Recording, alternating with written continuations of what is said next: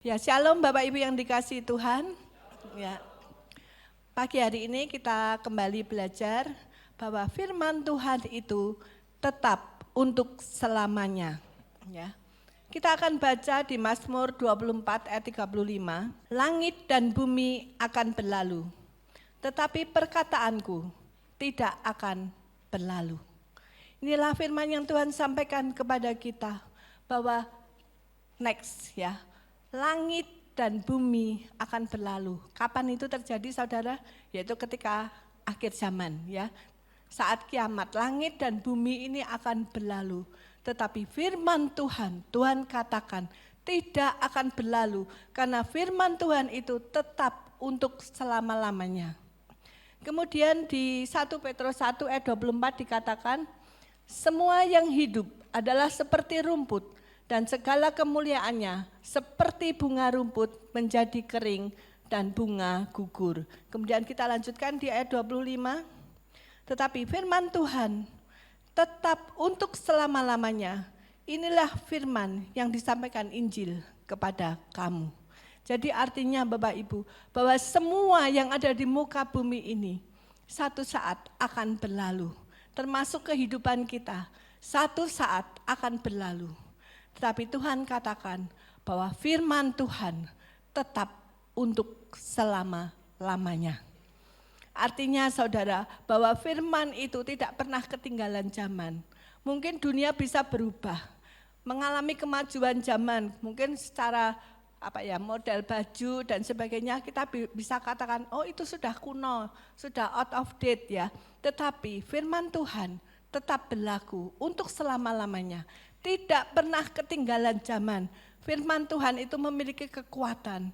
Firman Tuhan itu hidup. Firman Tuhan itu berkuasa. Jadi firman Tuhan itu berlaku untuk selama-lamanya. Dan kalau kita baca Yohanes 1 ayat 1 dikatakan bahwa pada mulanya adalah firman. Firman itu bersama-sama dengan Allah dan firman itu adalah Allah. Dan kemudian di Yohanes 1 ayat 14 dikatakan firman itu telah menjadi manusia dan diam di antara kita. Jadi siapa yang dimaksud dengan firman? Firman itu adalah Yesus, ya. Firman itu adalah Allah. Yesus juga adalah Allah, ya.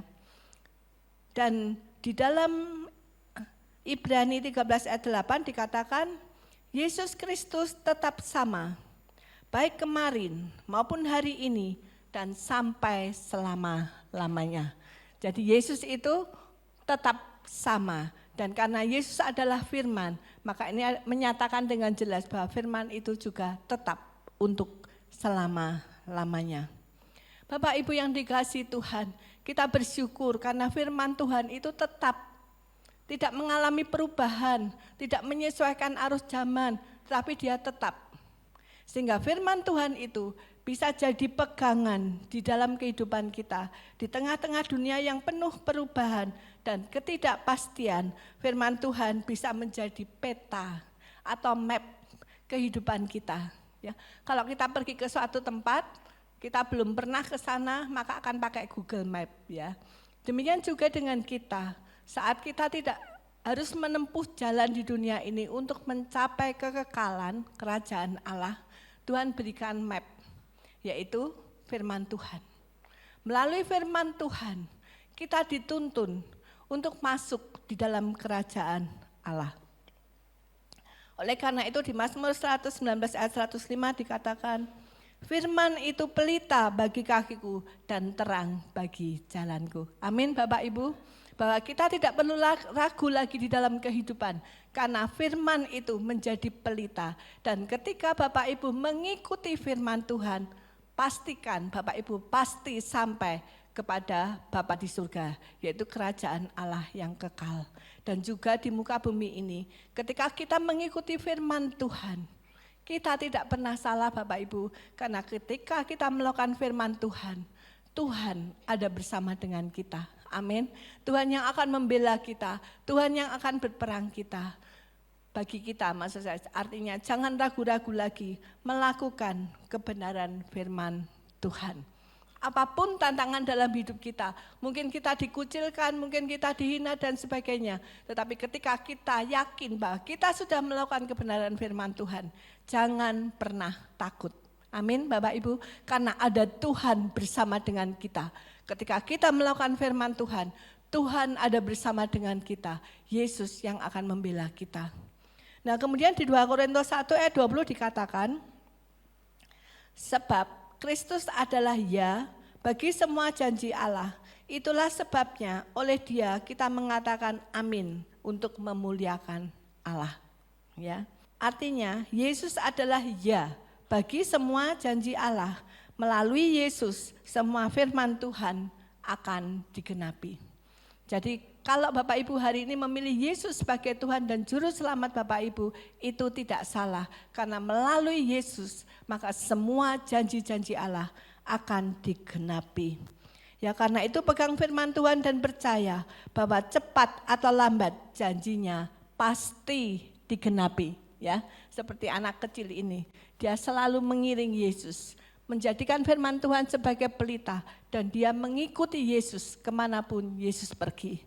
Semoga ini juga menjadi tekad dalam kehidupan kita, bagaimana kita selalu mengiring Yesus di dalam kehidupan ini dan menjadikan Yesus satu-satunya teladan hidup kita, menjadi satu-satunya panutan di dalam kehidupan kita. Tadi dikatakan bahwa janji Tuhan ya dan amin pasti digenapi. Tapi mungkin Bapak Ibu berkata, aku sudah bergumul di dalam doa sekian waktu, tapi kok Tuhan belum menjawab doaku. Padahal firman Tuhan katakan janji Tuhan ya dan amin pasti digenapi. Nah Bapak Ibu yang dikasihi Tuhan, terkadang Tuhan itu perlu waktu untuk mempersiapkan kita. Tuhan tidak mau kita seperti tong kosong berbunyi nyaring. Harus seimbang antara casing kita, penampilan luar kita dan ada yang di dalam. Tuhan tidak ingin kita secara penampilan di luar, wah karunia-Nya luar biasa, bisa menyembuhkan orang sakit ya, bahkan mungkin bisa mengadakan mujizat-mujizat, tetapi kehidupannya secara pribadi jauh daripada karakter Kristus. Tuhan enggak mau bahwa kita yang akan dipakai sebagai saksi Kristus hanya tampak dari luar, tapi dalamnya jauh daripada Tuhan. Karena itu Tuhan buat seimbang. Tuhan rindu apa yang tampak di luar itu juga ada yang di dalam hati kita. Jadi kita tidak hanya melakukan karunia-karunia yang Tuhan berikan dalam hidup kita, tapi karakter Kristus itu juga harus ada di dalam kehidupan kita. Ya. Jadi Tuhan kadang perlu waktu untuk mempersiapkan kita. Jadi begini Bapak Ibu, kalau kita masih bayi rohani ya, mungkin kita minta sesuatu cepat diberikan oleh Tuhan. Seperti ketika kita memiliki anak bayi. Bayi itu nangis ngek gitu ya. Ibunya langsung tahu, oh ini sudah waktunya makan. Dia lapar, langsung diambilkan susu di dalam dot dan ibu itu datang kepada bayi itu dan memberikan susu itu sampai bayi itu kenyang. Tapi ketika bayi itu sudah tumbuh menjadi anak-anak ya, apalagi sudah dewasa, maka sikap ibu itu di dalam melayani anaknya pasti berbeda ya. Mungkin untuk makan, ibunya masih mempersiapkan makanan untuk anaknya, tapi ditaruh di meja makan. Dan nanti ketika anaknya lapar, waktunya makan, dia harus berjalan menuju meja makan, duduk, mempersiapkan diri dan kemudian makan. Dan kenapa ibu ini berbeda? Kenapa ketika anaknya lapar enggak langsung diambilkan dan disuapi ketika anaknya sudah besar? Karena ibu ini memiliki hikmat Bapak Ibu, bahwa seorang anak yang sudah dewasa harus bersikap lebih mandiri daripada seorang bayi. Dan kita tidak bisa berkata, kok ibuku enggak adil, aku dibedakan dengan adikku misalnya. Adikku yang baby begitu ngek, Tuhan, ibuku sudah menolong, tapi kenapa aku harus berjalan ke meja makan? Pasti saya percaya enggak ada seorang pun dari kita yang akan komplain kepada orang tua kita seperti itu. Nah demikian juga dengan Tuhan. Mungkin ketika kita masih bayi rohani, Tuhan langsung sediakan berkat itu untuk mempersiapkan kita masuk rencana Allah. Tapi ketika kita sudah dewasa, maka karakter kita itu juga harus dibentuk oleh Tuhan. Sehingga ada keseimbangan ya, antara karunia dan juga karakter Kristus di dalam kehidupan kita. Tuhan persiapkan kita luar dan dalam. Ya. Roh Kudus itu memberi karunia roh, yaitu hikmat, pengetahuan, iman, kesembuhan, mujizat, nubuat, membedakan roh, bahasa roh, menafsirkan bahasa roh. Itu seperti satu sayap untuk kita bisa terbang bersama dengan Tuhan. Tetapi dengan satu sayap, dengan kita hanya mengandalkan karunia roh, maka burung itu juga tidak akan bisa terbang. Kita pun juga tidak bisa terbang hanya dengan satu sayap. Maka dari itu perlu sayap yang kedua, yaitu firman Tuhan, untuk membentuk kita sehingga kita boleh menghasilkan buah-buah roh, yaitu untuk bisa menghasilkan buah roh ya, maaf ya. Kasih, sukacita, damai sejahtera, kesabaran, kemurahan, kebaikan, kesetiaan. Nah, ketika kita memiliki dua sayap ini, kita bisa benar-benar menjadi saksi Kristus yang luar biasa di dalam kehidupan kita. Dan ini yang dirindukan oleh Tuhan. Jadi Bapak Ibu Saudara, mari kita belajar berjalan di dalam Tuhan dengan keseimbangan. Hasilkan buah roh di dalam kehidupanmu. Dan saya percaya ketika kita menghasilkan buah roh dalam kehidupan kita, maka Tuhan akan memperlengkapi kita dengan karunia roh. Jadi jangan hanya kejar karunia-Nya, tetapi kita tidak mau menghasilkan buah roh. Miliki kehidupan yang seimbang sehingga kita bisa benar-benar menjadi saksi Kristus luar dalam. Secara karakter kita memiliki karakter Kristus dan dari pelayanan kita secara luar bisa menghasilkan karunia-karunia roh. Pertanyaan, mengapa kita bisa ragu melakukan firman Tuhan? Karena banyak orang yang kadang-kadang masih berpikir, lah kok aku harus melakukan ini, nanti tidak pas, misalnya kita harus jujur dalam segala hal, kita tidak boleh berbohong dan sebagainya. Kadang kita ragu, nanti aku jujur malah kujur ya, kadang-kadang orang berprinsip seperti itu. Tapi firman Tuhan adalah ya dan amin.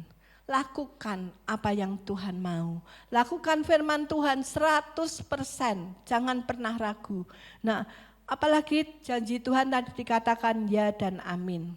Kemudian Roma 8:28 dikatakan Allah turut bekerja dalam segala sesuatu untuk mendatangkan kebaikan bagi mereka yang mengasihi Dia.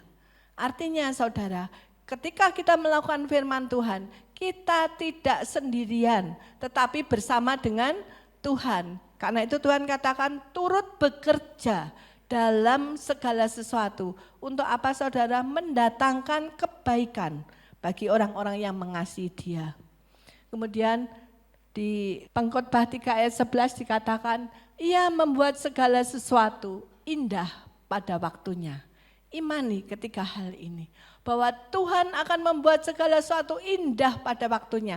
Itu pasti saudara, Tuhan akan membuat kehidupan saudara semakin hari semakin indah di hadapannya. Semakin hari semakin luar biasa. Bukankah janji Tuhan, Tuhan mau menjadikan kita kepala bukan ekor. Nah, berarti janji Tuhan itu indah dan Tuhan akan buat itu pada waktunya. Artinya enggak kecepatan, enggak kelambatan. Supaya apa? Tepat pada waktunya. Bapak Ibu yang dikasihi Tuhan, mengapa banyak orang yang masih ragu di dalam melakukan firman Tuhan? Ya, jangan-jangan saudara, dia ragu melakukan firman Tuhan karena belum mengenal Tuhan secara pribadi, belum mengenal Tuhan secara utuh, sehingga dia masih sangsi, masih ragu di dalam kebenaran firman Tuhan. Firman Tuhan hanya sebatas pengetahuan, belum dihidupi. Kalau kita mungkin ada cerdas cermat Alkitab, kita paham 100% tentang firman Tuhan, tetapi tidak pernah dihidupi. Jadi hanya sebatas pengetahuan. Kalau firman Tuhan tidak kita hidupi, tidak kita lakukan, maka kita juga tidak pernah merasakan bagaimana kasih karunia Tuhan di dalam kehidupan kita. Bagaimana firman Tuhan itu nyata dan bisa membentuk kehidupan kita. Bagaimana firman Tuhan itu nyata dan bisa memberkati hidup kita. Kalau kita tidak pernah melakukannya, maka firman itu kurang ada artinya karena hanya sebatas pengetahuan. Dan akibatnya orang ini hidupnya masih dipimpin oleh jiwa. Dipimpin oleh keinginannya sendiri. Dipimpin oleh kehendaknya sendiri. Jadi bukan Roh Kudus yang memimpin dia. Kalau dia dipimpin Roh Kudus pasti dia melakukan kehendak Tuhan. Oleh karena itu Bapak Ibu kenali Tuhan Yesus secara sungguh-sungguh mulai hari ini.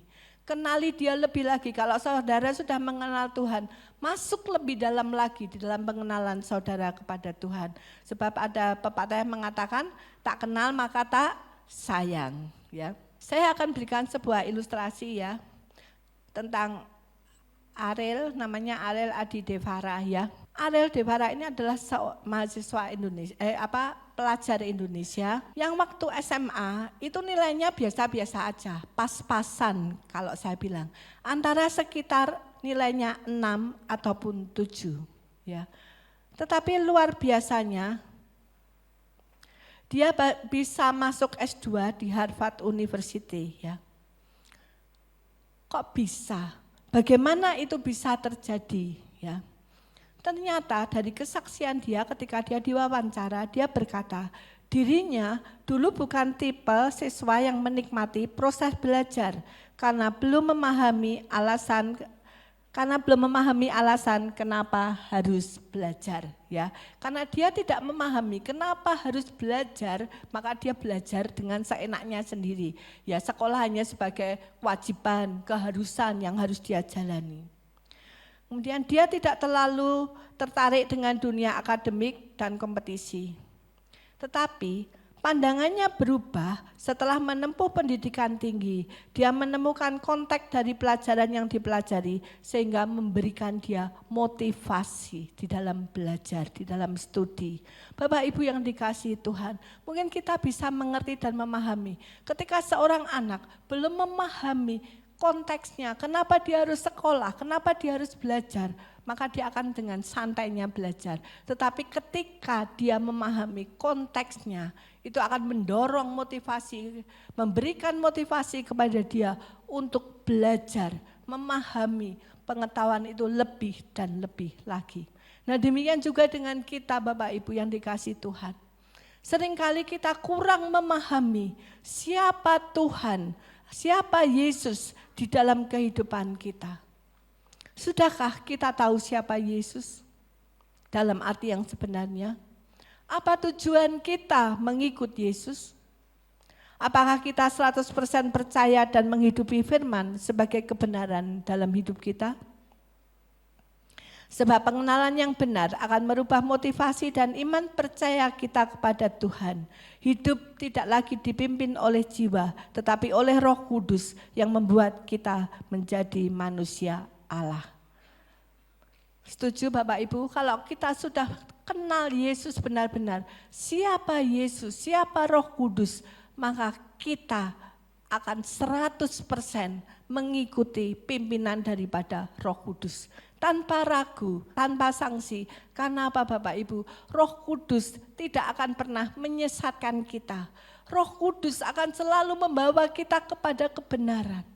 Karena itu, kalau apa yang dikatakan Tuhan berbeda dengan logika kita, kita akan cepat berubah dan mengatakan, ya Tuhan, kehendak-Mu yang benar.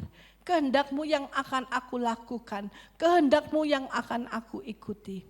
Beranikah saudara melakukan hal itu? Saya percaya setiap kita akan mengikut kehendak Tuhan 100% ketika kita yakin dan percaya bahwa Tuhan itu benar 100%. Bukan hanya di pikiran kita, bukan hanya sebagai pengetahuan kebenaran itu, tapi kita sudah melakukan, kita sudah merasakan dari pengalaman-pengalaman kita bahwa ternyata Yesus yang benar, bukan pikiran kita sendiri. Sehingga pada akhirnya kita bisa memutuskan 100% mengikut kehendak Tuhan. Nah, bagaimana saudara untuk kita bisa melakukan kehendak Tuhan di dalam situasi bahwa firman Tuhan itu tidak bisa berubah. Firman Tuhan itu tetap untuk selama-lamanya.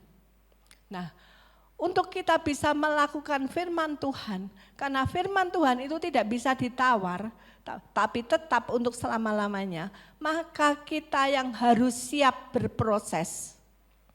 Kita harus siap berproses mengikuti firman Tuhan itu. Bukan firman Tuhan yang mengikuti perintah kita, tetapi kita yang harus mengikuti firman Tuhan. Kita yang harus berproses, menyesuaikan, mengubah hidup kita menjadi sesuai dengan firman Tuhan. Ya. Kemudian yang kedua, yang pertama siap berproses, yang kedua miliki iman bahwa Tuhan turut bekerja. Ketika Tuhan turut bekerja, artinya kita tidak sendirian. Kalau kita tidak sendirian, ditemani oleh Tuhan, kenapa kita masih ragu melakukan kebenaran firman Tuhan? Ya, mungkin kita bisa baca sama-sama. Saat aku mengalami kesulitan, aku tidak mau menyerah. Tetapi aku mau tetap berdoa dan percaya bahwa Tuhan akan menolong dan menyertai aku. Amin Bapak Ibu ya. Dalam kondisi apapun jangan pernah menyerah. Jangan pernah putus asa sebab ada Yesus bersama kita. Oleh karena itu firman Tuhan katakan jangan pernah menyerah. Dan yang kemudian yang ketiga adalah jadikan hidupmu bait Allah. Saat kita menjadikan hidup kita sebagai bait Allah, di mana Roh Kudus tinggal di dalam kehidupan kita. Firman Tuhan juga tinggal dalam hidup kita. Izinkan Roh Tuhan, Roh Kudus berkarya di dalam kehidupan kita. Jangan kau biarkan Roh Kudus kita cuekin.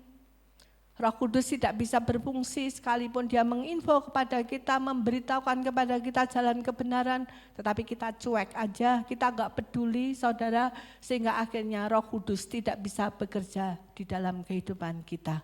Nah, izinkan keduanya itu bekerja di dalam kehidupan kita.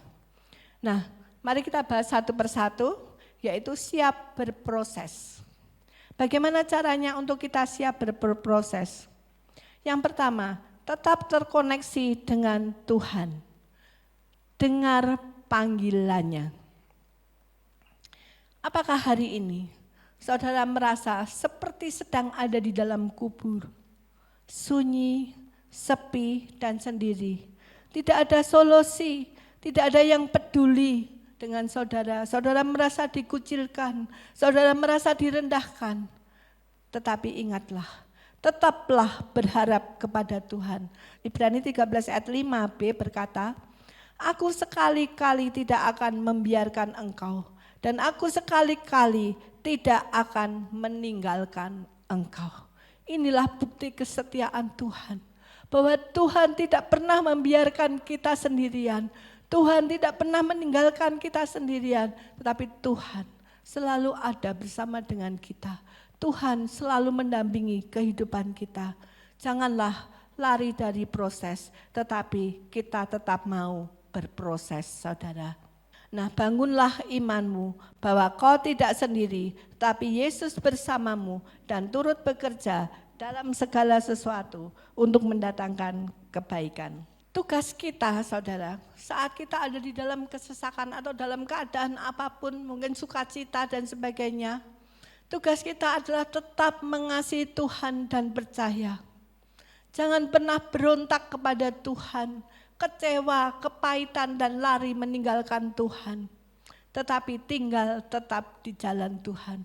Bukankah Tuhan sangat mengasihi kita? Saya percaya bahwa setiap langkah yang Tuhan ambil untuk kita adalah langkah kebaikan.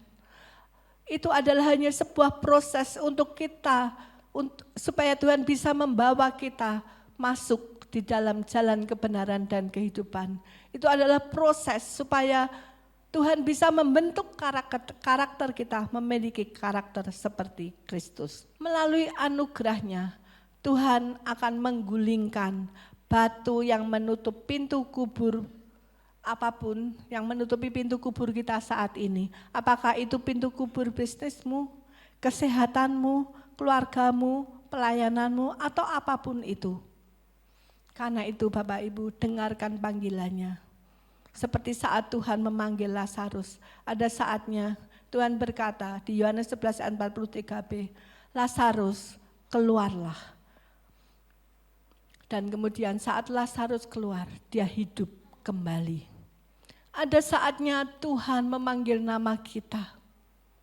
Mari anakku, keluarlah. Ketika Tuhan menyebut namamu, keluarlah. Mari kita melangkah keluar.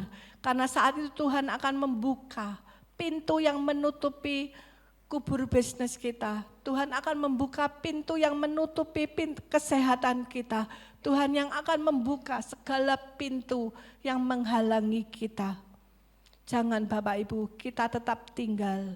Kita tidak mau mendengar Tuhan dan kita berkata, Tuhan bukankah pintu itu tertutup? Kita tidak mau melangkah keluar dan kita dengan berbagai alasan kita berkata, kan kondisinya demikian, begini, begitu, aku tidak punya uang dan sebagainya, saudara. Tapi Tuhan mau, saat Tuhan memanggil nama kita, mari kita berjalan, melangkah keluar. Dan saat kita melangkah, disitulah mujizat terjadi dan kehidupan itu akan terjadi di dalam kehidupan kita. Amin Bapak Ibu ya. Jangan batasi dengan logika kita. Sehingga tinggal tetap di dalam kubur yang membawa kepada kematian. Terobosan Allah dilakukan bukan dengan logika, tapi terobosan Allah dilakukan dengan iman. Kalau Bapak Ibu percaya, Bapak Ibu memiliki iman bahwa janji Tuhan ya dan amin. Ketika Tuhan berfirman kepada kita, lakukanlah itu. Terobosan itu terjadi di dalam kehidupan kita. Nah Bapak Ibu jangan sampai kita seperti Marta ya. Di Yohanes 11 ayat 39 ketika Lazarus mati ada di dalam kubur ya. Tuhan Yesus berkata, kata Yesus, angkat batu itu. Marta saudara orang yang meninggal itu berkata kepadanya, Tuhan ia sudah berbau sebab sudah 4 hari ia mati. Memang saudara, secara logika benar bahwa sudah 4 hari mati Lazarus, berarti sudah berbau. Kok Tuhan suruh membuka pintu kubur itu?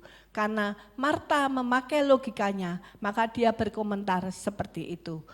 Tapi di Yohanes 11:40 dikatakan, bukankah sudah kukatakan kepadamu, jikalau engkau percaya, engkau akan melihat kemuliaan Allah. Ya, dan ketika pintu kubur itu dibuka, Lazarus benar-benar keluar dan hidup. Firman Tuhan hanya katakan, jikalau engkau percaya, engkau akan melihat kemuliaan Allah. Percayakah kita Bapak Ibu?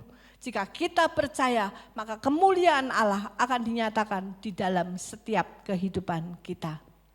Ya, kemudian yang kedua, miliki iman, Tuhan turut bekerja. Kita harus memperhatikan pesan yang Ibu Yesus, yaitu Maria, yang disampaikan kepada para pelayan. Tetap melangkah sekalipun kita belum paham benar maksud dan tujuan Tuhan. Ya kita ingat kisah pernikahan di Kana ya Bapak Ibu, atau kita baca dulu Yohanes 2 ayat 5-10. Tetapi Ibu Yesus berkata kepada pelayan-pelayan, apa yang dikatakan kepadamu, buatlah itu. Ini adalah pesan Ibu Maria kepada para pelayan. Apa yang dikatakan kepadamu, buatlah itu. Amin Bapak Ibu, apa yang dikatakan Tuhan kepada kita, buatlah itu. Ya. Kemudian di situ ayat 6, di situ ada 6 tempayan yang disediakan untuk pembasuhan menurut adat orang Yahudi. Masing-masing isinya 2-3 buyung. Ayat 7, Yesus berkata kepada pelayan-pelayan itu, isilah tempayan-tempayan itu penuh dengan air dan mereka pun mengisinya sampai penuh. Ayat 8, lalu kata Yesus kepada mereka, sekarang cedoklah dan bawalah kepada pemimpin pestamu, lalu mereka pun membawanya. Ayat 9, setelah pemimpin pesta itu mengecap air yang telah menjadi anggur itu dan ia tidak tahu dari mana datangnya, tetapi pelayan-pelayan yang mencedok air itu mengetahuinya. Ia memanggil mempelai laki-laki.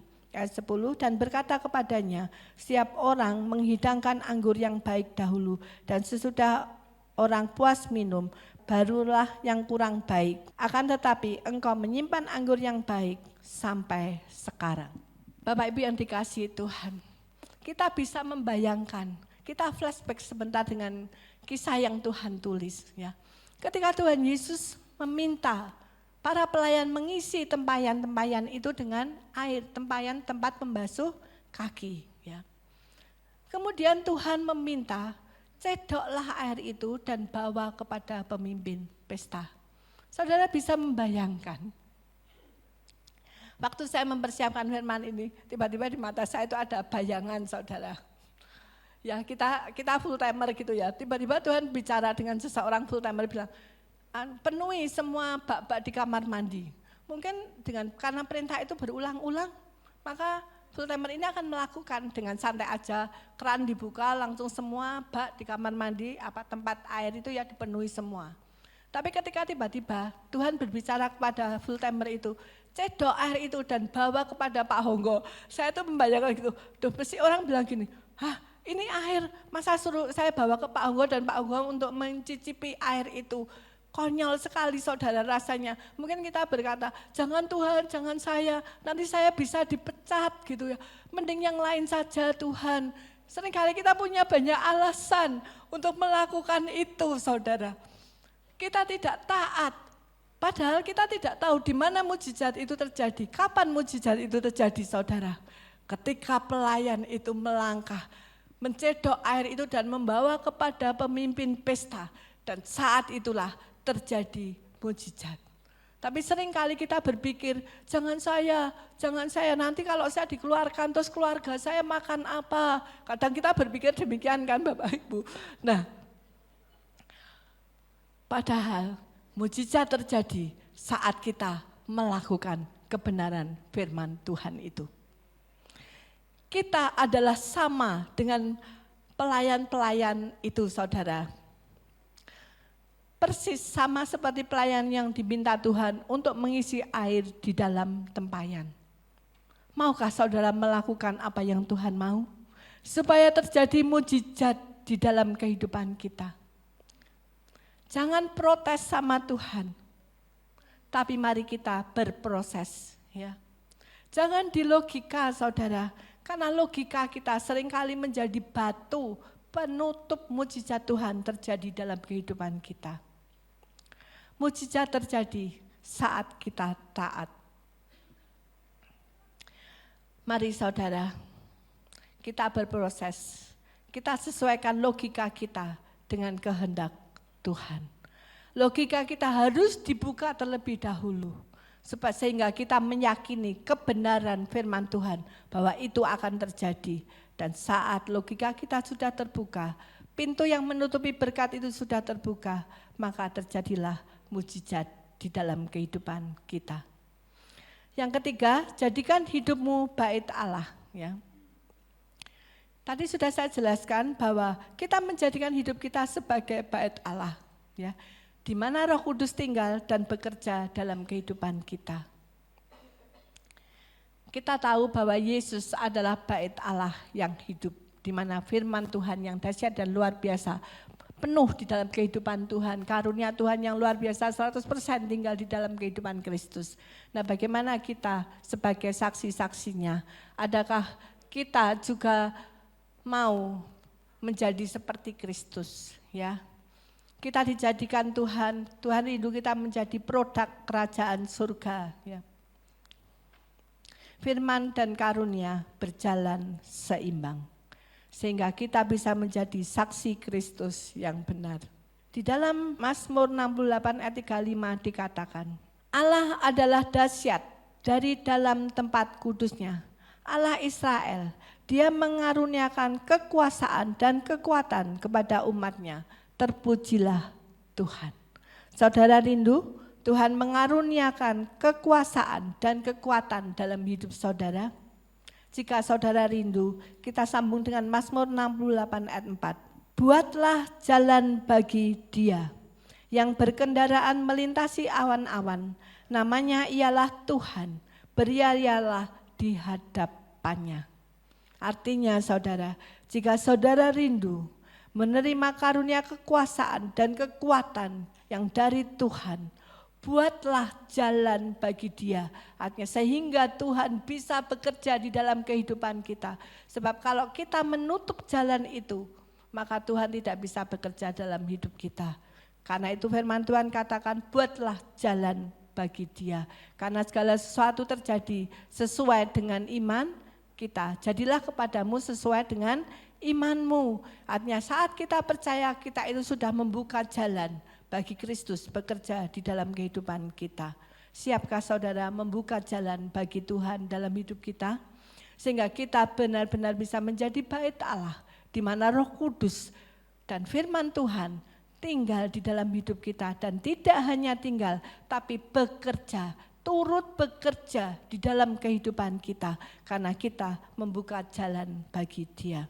Jangan sampai kita itu luarnya putih bersih ya, tapi dalamnya penuh dengan kotoran. Seperti di Matius 23:27 dikatakan, celakalah kamu, hai ahli-ahli Taurat dan orang-orang Farisi, hai kamu orang-orang munafik, sebab kamu sama seperti kuburan yang dilabur putih, yang sebelah luarnya memang bersih tampaknya, tetapi yang sebelah dalamnya penuh tulang-tulang dan berbagai jenis kotoran. Tuhan tidak mau kita dari luar tampak kudus, tampak bersih, tampak holy saudara. Apalagi di gereja saudara, tapi saat di luar gereja kehidupan kita di alam nyata berbeda saudara. Kita tidak lagi holy, tidak lagi kudus, tapi hidup kita penuh dengan kotoran. Hati kita penuh dengan kejahatan.